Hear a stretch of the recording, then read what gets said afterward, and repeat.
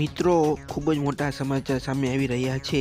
તમને જણાવી દઉં કે અયોધ્યામાં મોટી દુર્ઘટના થતાં સહેજમાં રહી ગઈ છે। હા મિત્રો, કારણ કે અયોધ્યામાં યુપીની એટીએસ ટીમ દ્વારા 3 આતંકવાદીઓને ઝડપી પાડવામાં આવ્યા છે। આ 3 આરોપીઓ લાંબા સમયથી અયોધ્યામાં જ રહેતા હતા અને અયોધ્યાની આજુબાજુના વિસ્તારની તેમજ રામ મંદિરની રેકી કરી રહ્યા હતા।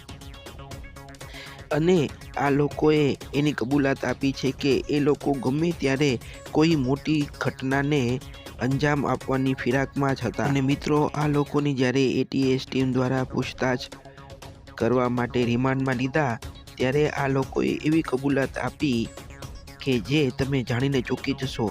પણ એની પહેલાં વિડીયોને લાઈક કરી દેજો મિત્રો, અને કોમેન્ટમાં જય શ્રી રામ લખી દેજો।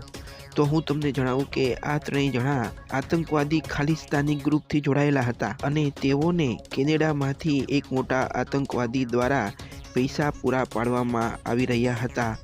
આમાંથી એક આરોપીનું નામ છે શંકરલાલ, બીજા આરોપીનું નામ છે અજીત કુમાર અને ત્રીજા આરોપીનું નામ છે પ્રદીપ પુનિયા।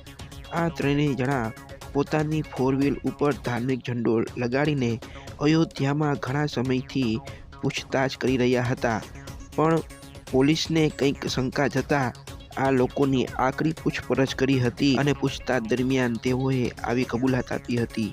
તો મિત્રો, ભગવાન શ્રી રામની કૃપાથી આ 3 જણા પકડાઈ ગયા અને મોટી દુર્ઘટના થતાં સહેજમાં રહી ગઈ હતી।